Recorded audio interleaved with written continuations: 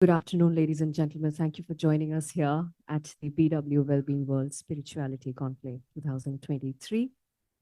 बहुत अच्छा लग रहा है आप सबको यहाँ देख के कि आज हम सब एकत्रित हुए हैं एक ऐसे कॉन्सेप्ट के बारे में बात करने के लिए जो हम सब मन ही मन फॉलो तो करते हैं और सोचते हैं हम हर रोज अपनी जिंदगी में उसे अप्लाई कर रहे हैं, बट शायद कहीं ना कहीं कमी रह जाती है।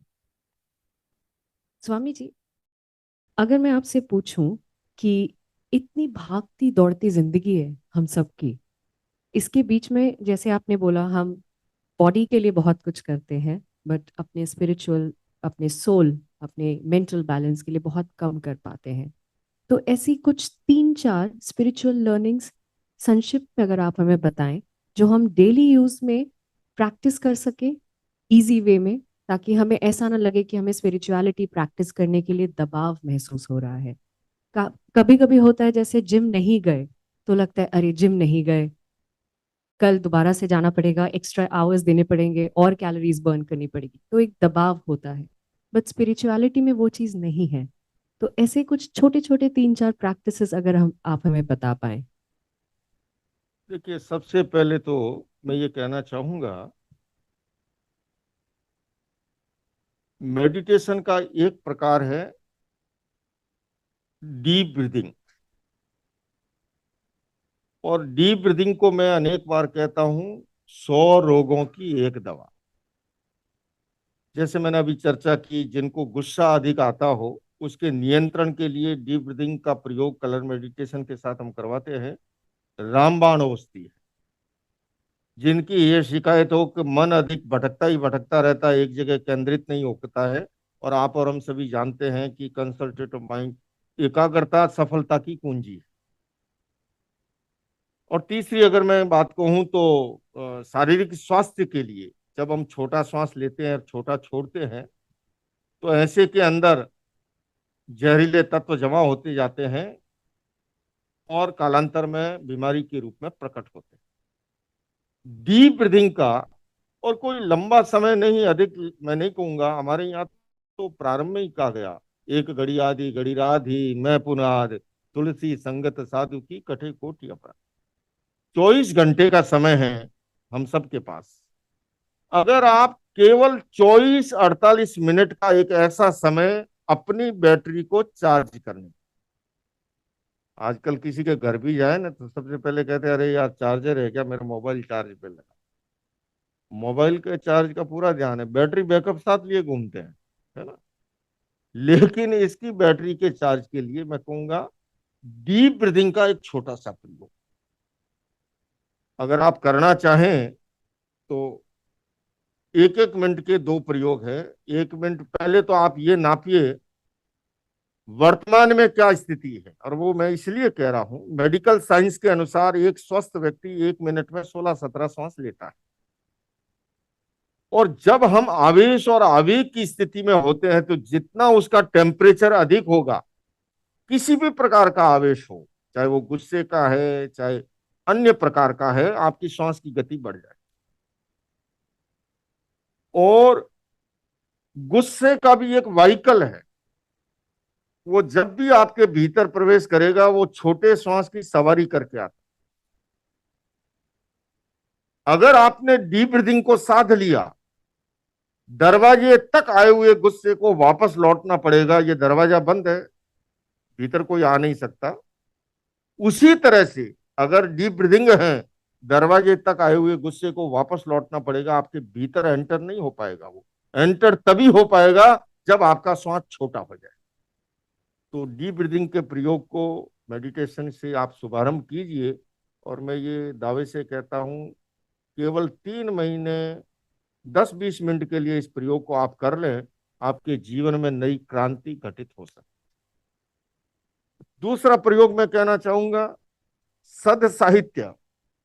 आजकल ये अब कम हो गया है, ये जब से ये व्हाट्सएप का आया है ना मामला, अब तो मेट्रो में क्या, सड़क पार करते वक्त भी जो है आदमी लगा हुआ होता। क्योंकि जीवन में पॉजिटिव थिंकिंग, सकारात्मक सोच, विधायक भाव, इसका हमारे जीवन में बहुत बड़ा असर होता है। एक तरीका बताया मैंने मेडिटेशन का, दूसरा है सकारात्मक पॉजिटिव थिंकिंग के लिए। और पॉजिटिव थिंकिंग क्यों जरूरी है? पति पत्नी में झगड़ा हो गया, पत्नी ने कहा कि तुम तो जानवर हो एकदम, पति मुस्कुराने लगा, पत्नी को फिर गुस्सा और अधिक आया, बोले पता भी है मैंने क्या कहा है, जानवर हो जानवर। पति फिर मुस्कुराता है। पत्नी ने झल्ला के पूछा पता है किसको कहते हैं जानवर? उसने कहा अपनी शादी को 25 साल हो गए, पिछले साल हमने सिल्वर जुबिली भी मना ली जियो वर्ल्ड कन्वेंशन सेंटर में, पर पहली बार जिस शब्द के लिए मैं तरस रहा था, तू मेरी जान है और मैं तेरा वर हूं। ये कब संभव है? जब पॉजिटिव अप्रोच हो। वरना कोई किसी को जानवर करे कह दे, थोपड़ा चेंज करके कांग्रेस पार्टी के चुनाव चिन्ह उकेड़ दे, है ना?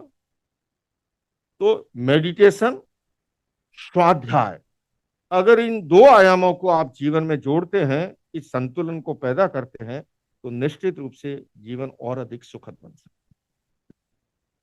Thank you, thank you. वो दो टिप्स हम लोग कोशिश करेंगे अपनी जिंदगी में रोजाना अप्लाई करने की। बहुत सरलता से समझाई है स्वामी जी ने। आई थिंक हम सबको इससे अग्री करना भी पड़ेगा कि deep breathing and positive thinking. I will come to a question sir. एक चीज और पूछूंगी आपसे, है। छोटा सवाल एक और।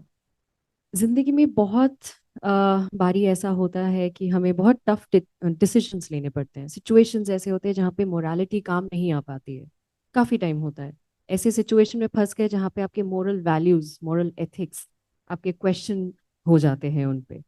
उस वक्त हमको एज अ ह्यूमन, जब इतनी डिस्टरबेंस माइंड में चल रही होती है, कौन सी ऐसी चीजों को दिमाग में रखना चाहिए, ध्यान में रखना चाहिए उस सिचुएशन का डिसीजन लेने के लिए कि क्या सही है और क्या हमें करना चाहिए?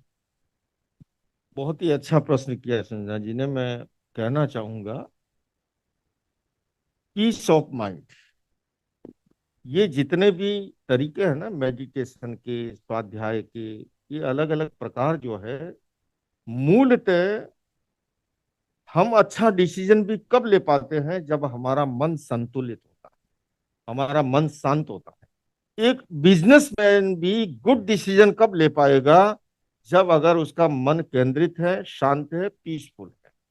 तो इसलिए ये जो प्रकार है, जितने भी साधना का कह दो आप, ये एक्चुअल में तो वे ऑफ लाइफ है, जीवन जीने की कला है। स्वस्थमय, सुखी और आनंदमय जीवन के मूल मंत्र है। इसको धर्म से, अध्यात्म से आप जोड़िए मत जोड़िए, लेकिन अच्छा जीवन जीने के लिए मानता हूं मैं कि जीवन में अनेक उतार चढ़ाव आते हैं, और ऐसे समय में व्यक्ति गाड़ी लेके जा रहा था, ट्रैफिक पुलिस वाले ने देखा संध्या का समय और गाड़ी की लाइट नहीं है, रोकने की चेष्टा की, भैया गाड़ी कहाँ दौड़ा रहे हो, इसके लाइट ही नहीं है। ड्राइवर ने कहा बीच में से हट जाने तो मारा जाएगा, इसके ब्रेक भी नहीं।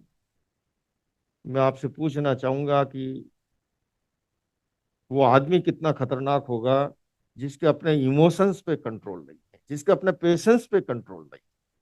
तो अपेक्षा इस बात की है कि अपने इमोशंस और पेशेंस पे कंट्रोल के लिए, और अपने इंट्यूशन पावर जिसका जागृत नहीं है, तो इंट्यूशन पावर को जागृत करने के लिए, इमोशंस और पेशेंस पर नियंत्रण के लिए, फिर से दोहराऊंगा, अब अलग अलग प्रकार है, जैसे समृद्धि श्वास प्रक्रिया, अनुलोम विलोम जिसको बोलते हैं, रिलैक्सेशन का प्रयोग है जो कि तनाव मुक्ति के लिए कराते हैं, पीसफुल माइंड के लिए, पीस ऑफ माइंड के लिए करवाते हैं। तो अलग अलग ऐसे अनेक प्रयोग हैं, जिन प्रयोगों को फिर से इस बात को दोहरा रहा हूं।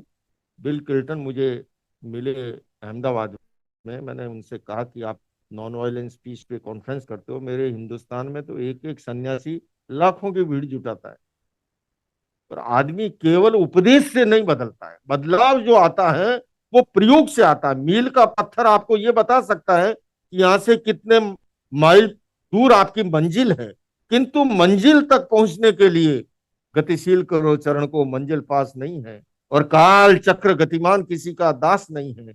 जीवन की हर सांस को सार्थक कर डालो तुम, सांसों में पल भर का विश्वास नहीं है। तो आइए बंधुओं, उन प्रयोगों को जीवन में अप्लाई कीजिए, तो निश्चित रूप से बदला। Thank you Swami ji. तो चार चीजें जो हमने आज इस कॉन्वर्जेशन में जो सीखी, intuitional power, centralised thinking, positive thinking and deep breathing. ये चार चीजें अगर हम अपने अंदर अनुभव कर सकते हैं और रोज के प्रैक्टिस में ला सकते हैं तो शायद जिंदगी थोड़ी और आसान हो जाए।